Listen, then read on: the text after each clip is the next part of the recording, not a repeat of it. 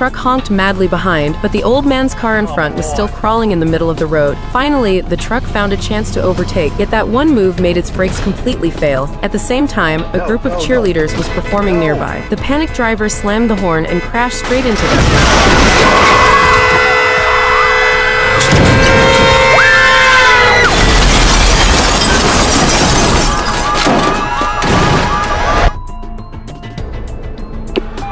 911, what's your emergency? I'm at the Westwood Village High Parade. A truck just plowed into the crowd. Firefighters rushed to the scene right after the 911 call. They first reached the overturned truck and pried open the front windshield, but the driver was already dead. No belt, no airbags. You think he did it on purpose? Callers told dispatch he was honking like crazy just before the crash. Doesn't sound like somebody's trying to hurt people. Tag him and keep moving. After tagging the body, they quickly continued the rescue. They came to a girl lying on the ground. After checking her pulse, they could only shake their heads. Another young life was gone. Even the firefighters felt heartbroken. They tagged her and moved on to another injured girl. They turned her over. Her pulse was weak, bones badly broken, and her pupils almost unresponsive. That meant severe brain trauma. To save her as soon as possible, they put on a neck brace and rushed her to the hospital. Hey! Hey! I need your help! Come on! What is it? Mr. Foster's trapped. They also found a man pinned under a steel frame. His left hand had lost all feeling. The captain suspected a spinal injury. Though seriously hurt, the man still joked with the rescuers to stay positive. While the team worked to free him, thick smoke suddenly came out of the truck again. They opened the cargo hold and froze in shock. Chlorine gas! Everybody get back! It was chlorine gas, highly flammable and extremely corrosive. The team immediately switched to full protective gear, and the trapped man was given a gas mask. At the 911 dispatch center, operators ordered nearby residents to evacuate. Even as the truck kept leaking clouds of toxic green gas, firefighters bravely fought on. In the end, they managed to put out the fire inside the truck and safely rescue the remaining victims. All right, Hugh. After this, you're going to have a pretty interesting science class to teach, and I'm guessing some pretty attentive students. Thank you. A regular red backpack suddenly threw the whole school into panic. Not only firefighters came, but even the police showed up. They suspected there might be explosives inside. After safely evacuating everyone, the bomb squad started to check it, but even the scanner couldn't detect what was inside, so they had no choice but to detonate it on site. All units be advised. Fire in the hole. Fire in the hole. Down, down, down. 3, 2, 1.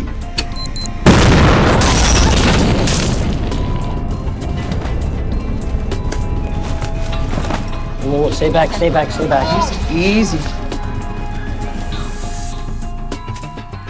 When the strange goo splashed out, the officers were totally confused. Turns out it was just tuna. Tuna fish. Emily, was that your lunch? Yes. Why didn't you say something? I don't like tuna fish. Am I under arrest? The girl didn't like tuna, that's all. A total false alarm. But you can't really blame the cops for overreacting. Recently, there had been many dangerous package incidents, and it's always better to be safe than sorry. A woman suddenly received a strange package. Though a bit suspicious, curiosity got the best of her. She thought it might be a surprise from her husband, but the next second... By the time firefighters arrived, the woman was barely alive. The explosion had badly damaged her lungs, causing a pneumothorax. If they didn't release the pressure in time, she could die any moment. Luckily, the experienced firefighters managed to save her life. But this was just the beginning. Soon, the news reported a second explosion, and this time the victim wasn't so lucky. He died instantly. The whole city fell into fear, and it seemed the mysterious bomber wasn't done yet. Engine 118 is on the scene. 74, we're en route now. A little boy almost went to check a package, but his father stopped him just in time, preventing another tragedy. Police quickly sealed off the area. Meanwhile, a police officer, who was also the mother, rushed home. After confirming her family was safe, she finally let out a sigh of relief. The package was scanned, and it matched the material of the previous bombs. It was soon placed into a blast-proof box. Are you gonna take it with you? We're gonna try. Could be some valuable evidence inside that box. Every package has gone off as soon as someone... the bomber clearly had a purpose. All victims were related to a restaurant arson case 3 years ago. The criminal from that case had died in prison 3 months earlier. It said his wife and son never got over it. Could it be the family seeking revenge? To confirm her suspicion, the police brought in the dead man's wife for questioning, but she seemed completely unaware of the bombings. However, when the officers mentioned the old case, she became very emotional. We lost everything. Insurance wouldn't pay. All our creditors sued us. We sold everything we had to pay for that lawyer. And what did we get? A death sentence. Prison broke my husband, and then it killed him. It was now clear the bomber was most likely their son, but something didn't add up. Logically, the next target should be the fire captain, the only witness who testified in that old case. Yet after a full search of his house, police didn't find a single explosive. Or maybe you searched the wrong house. Even though they warned the fire department immediately, they were still a step too late.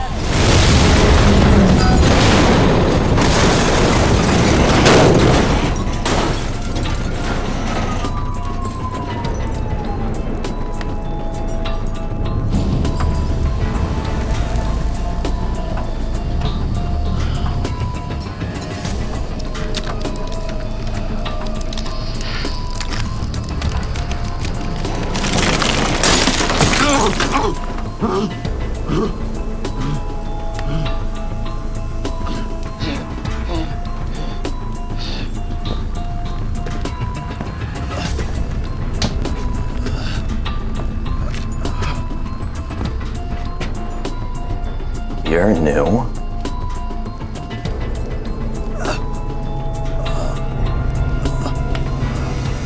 The group of guests were dancing wildly at the wedding when suddenly...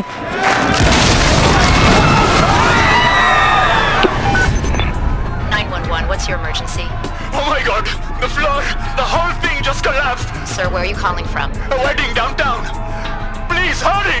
The rescue team rushed to the scene right after getting the call. At least 16 people were confirmed dead. The captain looked at the two-story fall and thought such casualties were sadly expected. The groom was already breaking down because his bride was still missing. To save time, the captain ordered one team to rappel from the roof and search both sides of the collapse. Soon, they found a man with a broken leg and pulled him out. The captain kept cutting through twisted metal, and through a narrow gap, he spotted the bride. He shouted for help, and together they cleared away the debris. But the woman inside didn't move at all. The groom was on the verge of losing it. Luckily, they confirmed she was still breathing. It seemed she was just in shock from the sudden disaster. Finally, with the firefighters' help, the bride was pulled out from the rubble. The couple, whose wedding had been cut short by tragedy, were finally reunited in each other's arms.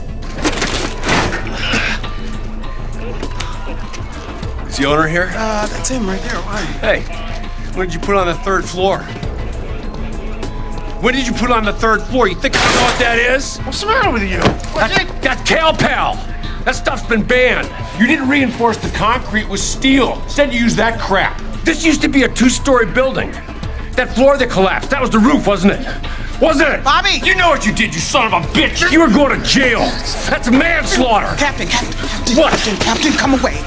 What is wrong with you? Back off him. Back off, really? Not 24 hours ago, you were saying help. What happened to that?